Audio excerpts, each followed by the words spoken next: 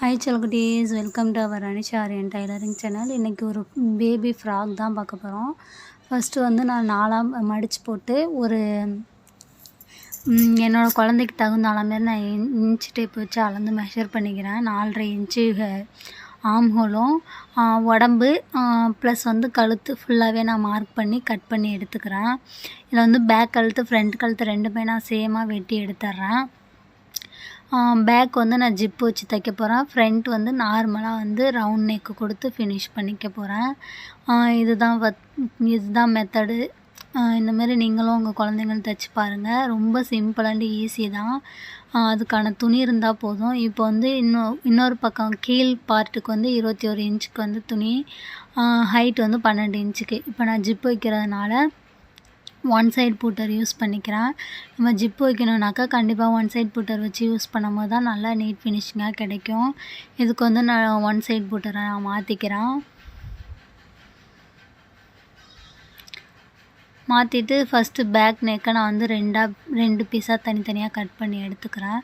Cut பண்ணி எடுத்துகிட்டு நான் என்ன பண்ணுறேன்னாக்கா, ஜிப்போட ஆப்போசிட் சைடு பேக் சைடை வச்சு நான் ஃபஸ்ட்டு ஸ்டிச்சிங் பண்ணுறேன். இப்போ ஜிப்பு தைக்கிற மெத்தடு மட்டும் உங்களுக்கு வந்து புரிஞ்சால் தான் அது வந்து ஈஸியாக உங்களுக்கு தைக்க முடியும். இப்போ நம்ம பார்த்தோம்னாலே சில விஷயம் புரிஞ்சுக்கும். அந்த மாதிரி தான் இதுலேயும் ஒன்று. இப்போ நான் வந்து ஆப்போசிட்டு இப்போ அந்த பக்கம் திருப்புனா நேராக வரா மாதிரி நான் கரெக்டான பக்கத்தை வச்சு அதுக்கப்புறம் மாற்றிக்கணும். ஃபஸ்ட்டு ராங் சைடு, அதுக்கப்புறம் மாற்றி அடிக்கும் போது வந்து ரைட் சைடாக கரெக்டாக வந்துடும். அந்த மாதிரி நம்ம பார்த்து ஸ்டிச்சிங் பண்ணணும்.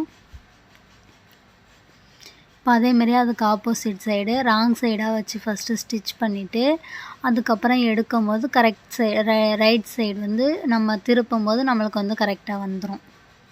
நான் தைச்சிட்டு நான் காட்டுறேன். இப்போ ஃபுல்லாக முடிச்சுட்டு கரெக்டாக வந்து ஃபினிஷ் ஆகிடுச்சு.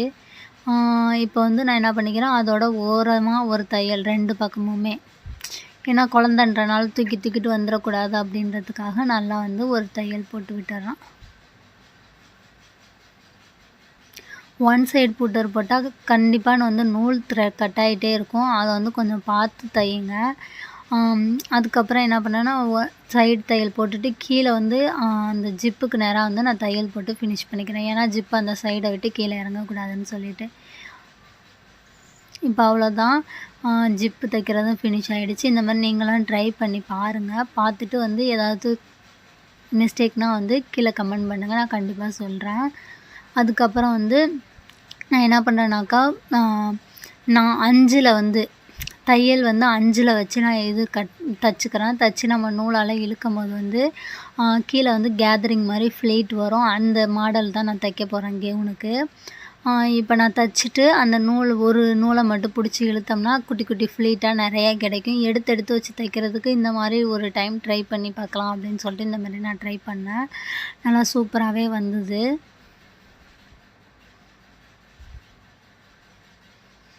இப்போ எடுத்து விடும்போது அந்த ஃப்ளீட் வந்து நம்மளுக்கு கரெக்டாக இடுப்புக்கு எவ்வளோ வேணுமோ அந்த அளவுக்கு நம்ம போட்டு கரெக்ட் பண்ணிக்கணும். கரெக்ட் பண்ணிவிட்டு ரெண்டுமே வந்து ரைட் சைடு வந்து கரெக்ட் பக்கமாக இருக்கிறதும் ராங் சைடு 2ம் வச்சு நான் தைச்சிக்கிறேன். எப்போ தைச்சாலும் ரைட் சைடு 2ம் ஒன்று சேர்ந்தால் மட்டும்தான் நம்மளுக்கு வந்து கரெக்டாக வரும். ராங் சைடு வந்து நமக்கு மேலே கீழேன்னு இருந்தால் வந்து கரெக்டாக நம்ம தைச்சிருக்கோன்னு அர்த்தம். இப்போ வந்து ஃப்ளீட் மாடல் நல்லா வந்துருச்சு, நல்லா இருந்தது. அதேமாரியே நான் பேக் சைடுக்கும் நான் தைச்சி ஃபினிஷ் பண்ணி எடுத்துக்கிறேன். அதுக்கப்புறம் ஷோல்டர் 2யுமே நான் ஜாயின் பண்ணிக்கிறேன். ஷோல்ட்ரு ஜாயின் பண்ணிவிட்டு கழுத்துக்கு வந்து கிராஸ் பீஸ் கொடுத்தா வந்து நல்லாயிருக்கும் அப்படின்னு சொல்லிட்டு கிராஸ் பீஸ் கொடுத்து நான் ஃபினிஷ் பண்ணிக்கிறேன் கழுத்து பீஸ்க்கு. அப்போ தான் வந்து நம்மளுக்கு கிராஸ் பீஸ் கொடுத்தா தான் எந்தெந்த இடத்துக்கு திரும்பணுமோ அந்த இடம்லாம் கரெக்டாக வளைவு எல்லாமே கரெக்டாக வரும். நம்ம ப்ளவுஸ்க்கு எப்படி பண்ணுவோமோ அதேமாரியே இப்போ நான் ஜிப்லேருந்து நான் ஆரம்பிக்கிறேன். ஜிப்லேருந்து ஆரம்பித்து அடுத்த ஜிப்பில் முடிக்கும் போது ஃபுல் ஃபினிஷிங் ஒர்க்காக வந்துடும். இப்போ நான் வந்து ஃபுல்லாகவே ஃபினிஷ் பண்ணிடுறேன். மடிச்சடிச்சு சின்னதாக வந்து 2 இதாக மடக்கி நான் தைச்சி எடுத்துட்றேன். கழுத்து வந்து ஃபினிஷ் பண்ணிட்டேன்.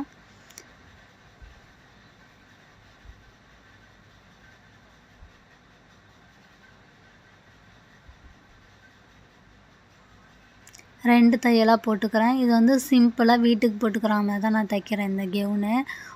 கொஞ்சம் ஆனால் பெருசாக தைக்கிறேன். 3 வயசு குழந்த வந்து கொஞ்சம் வளர்ற இதுன்றனால. அதுக்கப்புறம் கீழே மடக்கி தைச்சதுக்கப்புறம் பவ் வைக்கிறேன். பவ்னா பின்னாடி கட்டுறதுக்கு வந்து நாட் வைக்கிறேன். ஏன்னா குழந்தைங்கன்றனால கொஞ்சம் இடுப்புலாம் நம்ம கரெக்டாக வைக்கணுன்றதுக்காக நாட்டு வச்சா தான் நல்லாயிருக்கும். அதனால் கட்டுறதுக்கு வந்து நான் ஒரே பீஸாக கட் பண்ணிவிட்டு அதுக்கப்புறம் 2ஆக கட் பண்ணி நான் இடுப்புக்கிட்ட வச்சு தையடிச்சிட்டேன் அதை.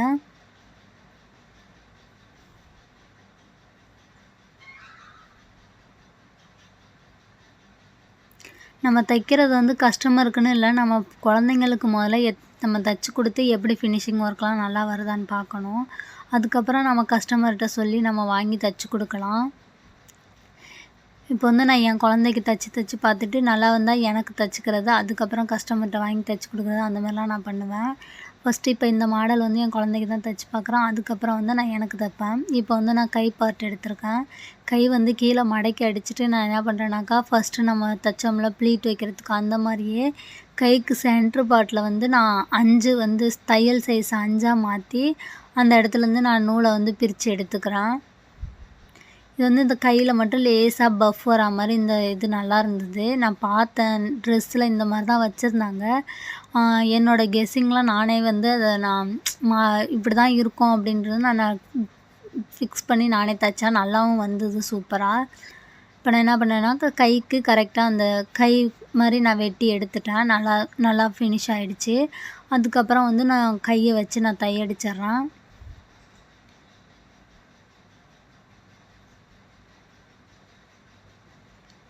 கையை ஃபுல்லாகவே அடித்து முடிச்சுட்டு நம்ம உடம்பு ஜாயின் பண்ணுற வேலை மட்டும்தான். அதுக்கப்புறம் அங்கங்கே இருக்க பிசுரெல்லாம் கட் பண்ணி விட்டுட்டு நல்லாவே ஃபினிஷ் வந்துருச்சு. அதுக்கப்புறம் நம்ம வந்து உடம்ப பிடிச்சிட்டா ஃபுல்லாகவே ட்ரெஸ் ரெடி. நான் போட்டு விட்டோன்னே பாப்பா சூப்பராக இருக்குன்னு சொல்லிவிட்டு அது பாப்பா ஒரு பக்கம் கமெண்ட் பண்ணிகிட்டு இருந்தாங்க. எனக்கு உடனே போட்டு விடனா நான் நாளைக்கு போட்டு விட்றேன் அப்படின்னு சொல்லிவிட்டு நான் வச்சுருக்கேன். நான் போட்டுட்டு ஒரு வீடியோ எடுத்து போடுறேன். இப்போ நான் ஃபுல்லாகவே உடம்பெல்லாம் பிடிச்சிட்டு 2 தையலாக போட்டு ஃபினிஷ் பண்ணிக்கிறேன். அதுக்கப்புறம் எக்ஸ்ட்ரா இருக்க கிளாத் எல்லாமே நான் கட் பண்ணி எடுத்துக்கிறேன். இப்போ நம்ம வந்து தைக்கும் போது எக்ஸ்ட்ராவே விட்டு நம்ம கட் பண்ணி வச்சு தைக்கிறதுனா நல்லது. ஏன்னா வந்து நம்ம துணியை வந்து சின்னதாக வெட்டிட்டோம்னா அப்புறம் பத்தாமல் போயிடும். அதனால் கொஞ்சம் எக்ஸ்ட்ரா விட்டு கட் பண்ணிவிட்டு அதுக்கப்புறம் நம்ம தைக்கிறது ரொம்ப நல்லது. இப்போ நான் ஃபுல்லாக ஃபினிஷ் பண்ணிட்டேன். நல்லா சூப்பராக இருந்தது. ஜிப்பு எனக்கு வந்து நான் வீட்டில் இருந்த ஜிப்பே வச்சனால தான் ரெட் கலர் வச்சுருக்கேன், பிளாக் வைக்காமல்.